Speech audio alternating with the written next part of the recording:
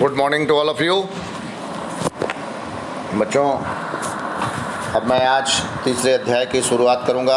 मुझे उम्मीद है कि 2 अध्याय जो यूट्यूब चैनल पर मेरे डाले गए हैं उसको भी आपने अच्छे से जब भी समय मिला होगा बारीकी से अध्ययन किया होगा और दिए गए सारे असाइनमेंट प्रोजेक्ट वर्क को कंप्लीट किया होगा।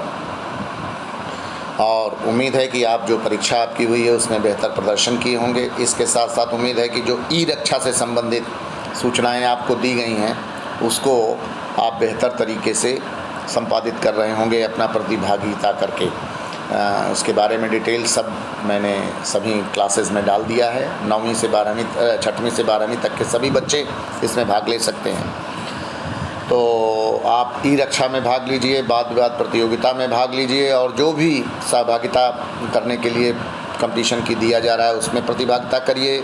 अगर पीसा में आपका रजिस्ट्रेशन हुआ है तो आप शनिवार अपराह्न 4 बजे से रविवार 4 बजे तक जो CCT प्रैक्टिस टेस्ट दिया गया है उसमें भाग लें ताकि आपका प्रदर्शन बेहतर हो सके आगामी परीक्षाओं में। क्योंकि आने वाले दिनों में इसी पैटर्न पर परीक्षाएं होंगी, तो जो विद्यार्थी CCT का खूब प्रैक्टिस करेगा वो कंपटीशन को अच्छे से क्वालिफाई कर पाएगा।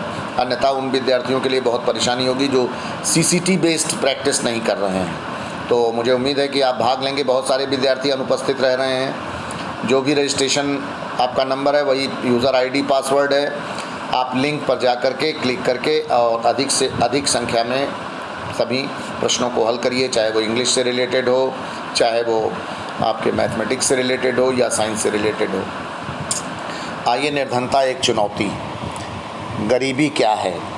एक भारतीय अर्थव्यवस्था के विषय में जब आपने देखा होगा बात की जाती है या अक्सर सुना होगा कि देश में जो समस्याएं हैं, तो कोई कहता होगा बेरोजगारी है, कोई कहता होगा कि महंगाई है, कोई कहता होगा गरीबी है। तो इस तरह से आपने देखा होगा कि भारतीय अर्थव्यवस्था की कई सारी समस्याओं में एक सबसे बड़ी समस्या है गरीबी। और 1971 में श्रीमती इंदिरा गांधी ने एक नारा दिया था, गरीबी हटाओ। और तब से क्या, मैं आज़ादी के बाद से ही कहूँगा कि चाहे वो किसी की भी सरकार रही हो, अनेक योजनाओं के माध्यम से गरीबी को दूर करने का प्रयास किया जा रहा है।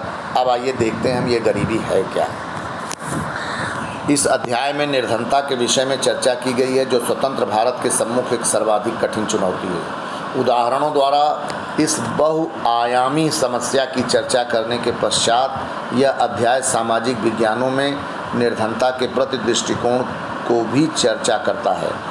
भारत तथा विश्व में निर्धनता की प्रवृत्तियों को निर्धनता रेखा की अवधारणा के माध्यम से समझाया गया है। निर्धनता के कारणों एवं सरकार द्वारा किए गए निर्धनता निवारण के उपायों की भी चर्चा की गई है। निर्धनता की आधिकारिक अवधारणा को मानव निर्धनता तक विस्तृत करके अध्याय का समापन किया गया है। तो आपने देखा बहुआयामी समस्या है। इस समस्या के कई पक्ष हैं और इसके कारण क्या हैं और इसके निवारण क्या है और इसको मापने के तरीके क्या हैं, जिसके लिए एक अवधारणा दी गई है गरीबी रेखा। तो गरीबी रेखा जिसको BPL कहते हैं, आपने अक्सर सुना होगा, इसकी भी चर्चा इस अध्याय में की गई है। अब आइए, गरीबी की बात जैसे की जाती है तो जब कोई गरीबी की बात, निर्धनता की बात करता है तो आपके दिमाग में क्या चित्र बनता है, इस चित्र का चित्रण किया गया है परिचय में। अपने दैनिक जीवन में हम अनेक ऐसे लोगों के संपर्क में आते हैं जिनके बारे में हम सोचते हैं कि वे निर्धन हैं। वे गांव के भूमिहीन श्रमिक भी हो सकते हैं और शहर की भीड़ भरी झुग्गियों में रहने वाले लोग भी। वे निर्माण स्थलों के दैनिक वेतनभोगी श्रमिक भी हो सकते हैं और ढाबों में काम करने वाले बाल श्रमिक भी। वे चिथड़ों में बच्चे उठाए भिखारी भी हो सकते हैं। हम अपने चारों ओर निर्धनता देखते हैं। वास्तव में देश का हर चौथा व्यक्ति निर्धन है, यानी 25% हमारे यहाँ गरीबी है। इसका अर्थ यह है कि वर्ष 2011-12 में भारत में मोटे तौर पर 270 मिलियन या जिसको कह सकते हैं 27 करोड़ लोग निर्धनता में जीते हैं। तो भारत की आबादी लगभग 125 करोड़, 27 करोड़ लोग निर्धनता में हैं। तो लगभग 25% जिसको हम कह सकते हैं कि भारत में गरीबी है, यानी हर चौथा व्यक्ति गरीब है। इसका यह भी अर्थ है कि विश्व में भारत में सबसे अधिक निर्धनों का संकेंद्रण है, सबसे ज़्यादा निर्धन भारत देश में रहते हैं। यह इस चुनौती की गंभीरता को दर्शाता है। सोच लीजिए कि भारत हमारे देश में दुनिया के सबसे ज़्यादा गरीब रहते हैं। अब आइए, आपने दो बातें इसमें देखी, शहरों में और ग्रामीण, दो शब्द दिया गया है। तो निर्धनता के दो विशिष्ट मामले, ये दो उदाहरण आपके सामने पेश किया जा रहा है। ये देखिए, 33 वर्षीय रामशरण शहरी निर्धनता के बारे में है। 33 वर्षीय रामशरण झारखंड में रांची के निकट गेहूं के आटे की एक मिल में दैनिक श्रमिक के रूप में काम करता है। जब कभी उसे रोजगार मिलता है तो वह एक महीने में लगभग 1500 रुपये कमा लेता है।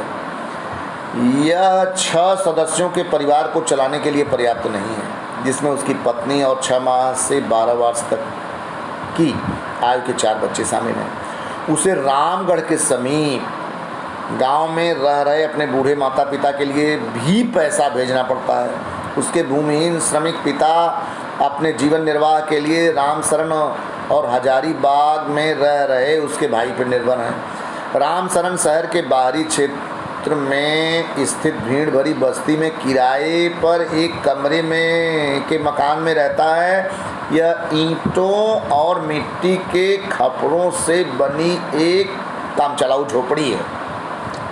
उसकी पत्नी संता देवी कुछ घरों में अंशकालिक पार्ट टाइम नौकरानी का काम करती है तथा 800 रुपये कमा लेती है।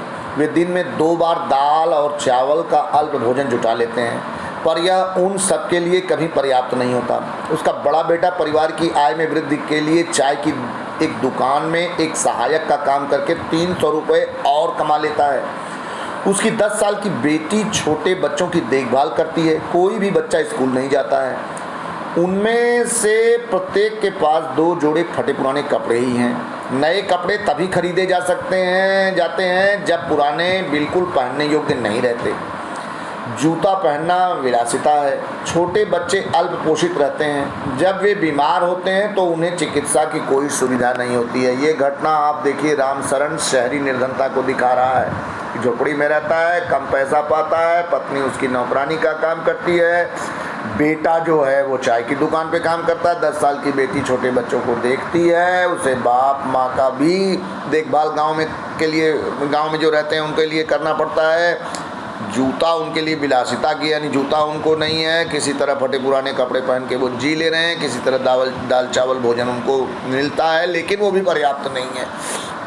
तो आपने ये शहरी निर्धनता की रामशरण की कहानी से आपने चित्रण देखा। अब आइए, गांव में लखा सिंह ग्रामीण निर्धनता को दर्शाता है। ग्रामीण निर्धनता। लखा सिंह उत्तर प्रदेश में मेरठ के पास एक गांव का रहने वाला है। उसके परिवार के पास कोई भूमि नहीं है, इसलिए वह बड़े किसानों के लिए छोटे मोटे काम करता है। काम अनियमित होता है और आय भी वैसी ही होती है। कई बार उसे पूरे दिन की मेहनत के बदले 50 रुपये ही मिलते हैं, लेकिन प्रायः खेतों में पूरे दिन मेहनत करने के बाद उसे वस्तु के रूप में कुछ किलोग्राम गेहूं, दाल या थोड़ी सी सब्जी ही मिल पाती है। 8 सदस्यों का परिवार हमेशा 2 वक्त का भोजन भी नहीं जुटा पाता। लखा सिंह गांव के बाहर एक कच्ची झोपड़ी में रहता है। परिवार की महिलाएं पूरा दिन खेतों में चारा काटने और खेत से जलाने के लिए लकड़ियां बीनने में ही गुजार देती हैं। उसके पिता की, जो कि तपेदिक ट्यूबरक्लोसिस जिसको कह सकते हैं, तपेदिक के मरीज थे, चिकित्सा के अभाव में 2 वर्ष पूर्व मृत्यु हो गई। उसकी मां अब भी बीमारी से ग्रस्त हैं और उसका जीवन भी धीरे धीरे छीन हो रहा है। यद्यपि गांव में एक प्राथमिक विद्यालय है, लखा वहां भी नहीं गया। उसे 10 वर्ष की उम्र से ही काम करना शुरू करना पड़ा। नए कपड़े खरीदना कुछ वर्षों में ही संभव हो पाता है। कुछ वर्षों में यहाँ तक कि परिवार के लिए साबुन और तेल भी एक विलासिता है। अब देखिए, ये दोनों की कहानी देखने के बाद आपको क्या लगा कि गरीबी क्या होती है। भारत में ऐसे बहुत सारे परिवार जो शहरों और ग्रामीण क्षेत्रों में रहते हैं। आप लखा सिंह और राम शरण की कहानी से आपको स्पष्ट हो जाएगा कि किस तरह से भारत में 25% लोग इस प्रकार का जीवन यापन करते हैं। अब निर्धनता के उपरोक्त मामलों का अध्ययन करें और निर्धनता से संबद्ध निम्नलिखित मुद्दों पर चर्चा करें। अब देखिए, क्या पहली बात है भूमिहीनता। अब वो दोनों की गरीबी देखने के बाद इन बातों पर आइए। क्या पहला है भूमिहीनता, बेरोजगारी, परिवार का आकार, निरक्षरता, खराब स्वास्थ्य, कुपोषण, बाल श्रम, असहायता। अब देखिए, इतनी बातें आप दोनों, चाहे वो शहर के रामशरण गरीब हों या गांव के लखा सिंह गरीब हों, दोनों की स्थिति देखने के बाद क्या लगा? पहला कि दोनों के पास भूमि नहीं है, दोनों के पास नियमित काम नहीं है, बेरोजगारी है, दोनों के परिवार का आकार बड़ा है, निरक्षरता। आपने देखा कि उनमें से न वो विद्यालय गए न उनके बच्चे विद्यालय जा रहे हैं। खराब स्वास्थ्य, कुपोषण। आपने देखा होगा कि जो पौष्टिक आहार पूरे परिवार को खाने के लिए मिलना चाहिए, वो दोनों, चाहे वो शहर का गरीब रामशरण हो या गांव का गरीब लखा हो, दोनों के सामने जो है कुपोषण, खराब स्वास्थ्य यानी पौष्टिक आहार की कमी है। बाल श्रम, दोनों के बच्चे काम करते हैं बाल श्रम के। असहायता, उनके पास परेशानी होने पर, किसी समस्या के आने पर कोई साधन उपलब्ध नहीं है जो उसके माध्यम से वो अपनी सहायता कर सकें।